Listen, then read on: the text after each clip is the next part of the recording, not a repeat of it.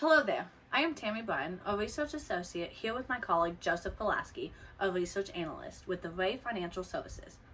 Today I will be sharing with you an informational report concerning the relocation of the consulting and transaction advisory services. This report will make an easier transaction traveling the 5,135 miles from St. Louis, Missouri to Sao Paulo, Brazil.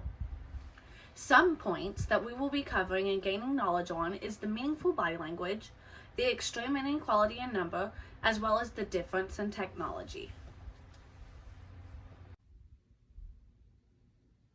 Starting off with body language, we all know that this sign means okay.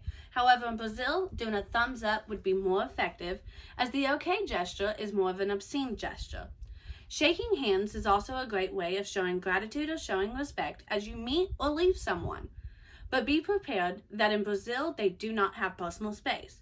While shaking hands, they will graze your elbow or even pat you on the back. In Brazil, it is a sign of loyalty, but for us, it's an invasion of space.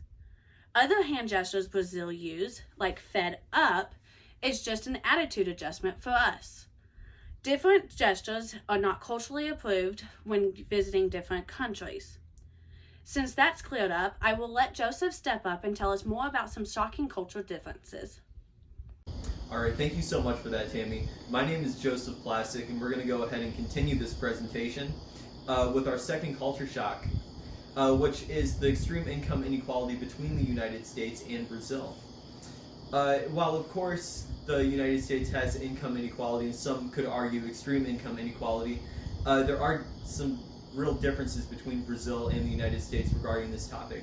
For one, an interesting statistic that we're able to find is that the six most wealthy people, in Brazil actually own more than the bottom 100 million citizens, which really kind of drives this point home. And again, we feel that this is extremely important for our ex partes going from St. Louis to Sao Paulo to really understand this.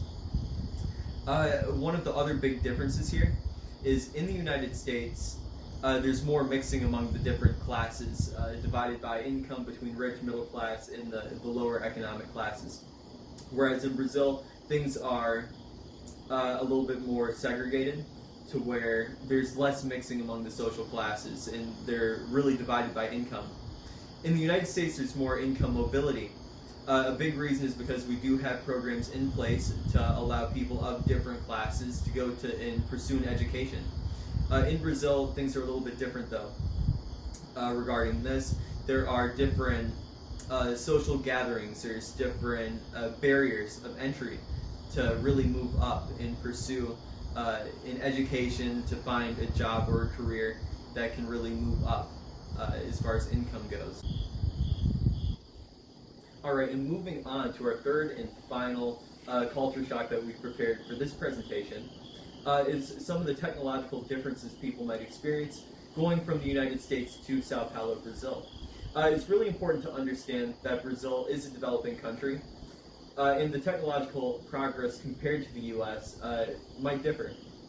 So an example of this is looking at the rates of patents which are produced, the different scientific publications that come out in Brazil, and the number of students overall graduated in STEM fields. And this means that the ex partes might experience some complications relating to technology. Being in the US and being in the West, which is really the pinnacle of technological progress, certain things could come about that could be challenging for people to go through. And Brazil isn't alone. Latin America has had complications as far as technological progress in the past, but we can see this being a factor and something important that at least our ex partes should be aware of before the move. Alright, and that's going to go ahead and conclude the informational segment of our presentation. Attached we have our works cited. That's going to go ahead and list all of the places that we found our research and our data relating to this project. The question portion of this presentation, the question proposed was, what was the most meaningful part of conducting our research? And for me, that would probably be communicating with my partner Tammy Bratton to compile culture shocks that will be meaningful for our ex partes relocating from St. Louis to Sao Paulo, Brazil. And our rubric is also attached here, and we thank you so much for watching our presentation, and we hope that you enjoyed it. Thank you.